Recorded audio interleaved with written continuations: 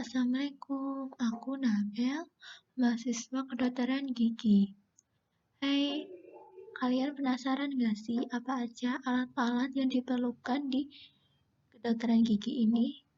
Nah, aku mau berbagi informasi tentang alat-alat yang aku perlukan di Skilab Prosto.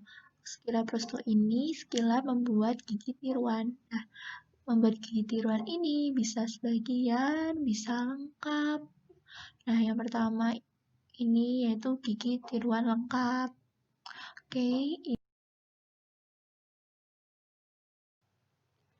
Nah, selanjutnya ini yang aku pegang adalah model study yang terbuat dari gipsum. Oke, selanjutnya ganti ke gigi tiruan sebagian. Gigi tiruan sebagian ini itu untuk pegangannya itu ada okludatornya. Nah, gigi tiruan sebagian ini itu indikasinya untuk gigi yang sebagian aja yang hilang. Contohnya 1 gigi, 2 gigi, 3 gigi. Untuk menahan gigi tiruan sebagian agar tidak terlepas, ini diperlukan kawat. Namanya ini kawatnya itu kawat Klamer. Nah, yang aku pegang ini itu malam. Yaudah yuk lanjut, alatnya apa aja sih? Penasaran nggak? Nah, yang pertama ini itu tang Adam. Tang Adam ini nantinya akan membentuk Klamer. Selanjutnya ini tang koil. Tang koil ini untuk membentuk lingkaran karena bentuknya seperti lingkaran. Nah, yang ini itu tang 3 jari. Nah, disebut tang 3 jari karena di sisinya itu ada 3. Ada 3. Makanya disebut tang 3 jari. Nah, selanjutnya ini adalah pisau malam yang fungsinya untuk memotong malam atau wax.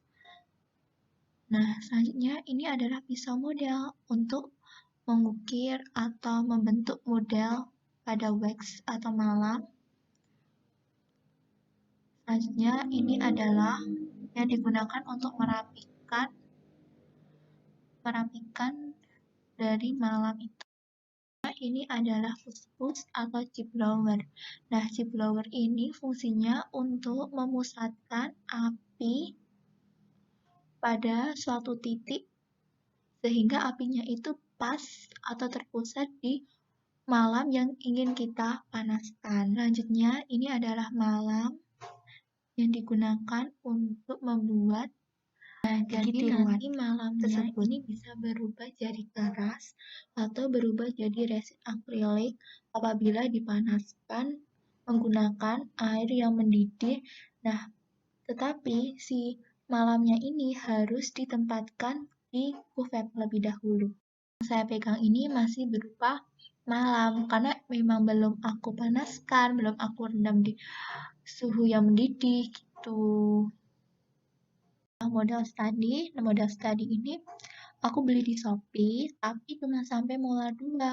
Padahal yang dibutuhin itu sampai molar 3 sehingga yang molar 2 ini nggak aku pakai. Padahal model study yang molar 3 itu ada bagian gigi yang udah patah. Tapi karena requirementnya harus molar 3, nggak boleh molar 2 sehingga yang model study molar 3 itu aku perbaiki giginya, aku tempel. Oke, selanjutnya ini sonde lurus nggak dipakai, jadi skip. Selanjutnya yaitu pisau model. Selanjutnya ini itu artikulator. Biasanya artikulator ini orang-orang bilang, ya ampun, harganya segitu. Itu sekitar 2,5 juta. Tetapi ada yang lebih murah dan ada yang lebih mahal. Tapi kalau mau hemat itu bisa pinjam cutting ataupun beli second. Terus selanjutnya ini adalah okludator. Okludator itu lebih murah dibanding artikulator. Okludator harganya ini range-nya 100-an. Mohon maaf ya, videonya agak telat sama suaranya. Maaf.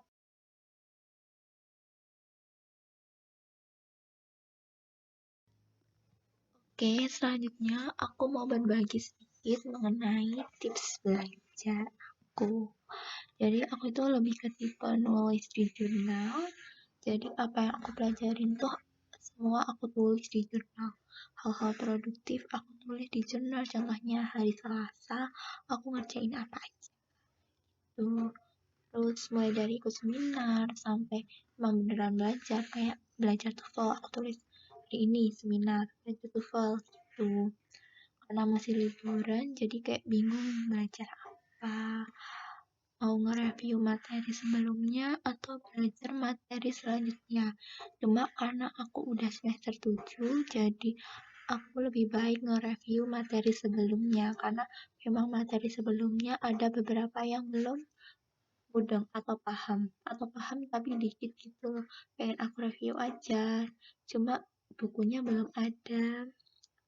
Bukunya masih di kosan. Tapi bisa sih lewat online. Cuma aku mau beli buku sih ini beberapa. Terus untuk cara belajarku tuh nggak SKS, nggak sama sekali SKS. Pernah sih SKS, cuma aku tuh tipe yang deg-degan. Jadi kalau hamil satu itu nggak bisa masuk materi baru. So, aku belajarnya secara bertahap. Jadi hari ini aku dapat 30% dari PPT ini, terus besok hari aku pelajarin lagi, dapat 50%. Nah, begitu pun seterusnya. Jadi secara bertahap.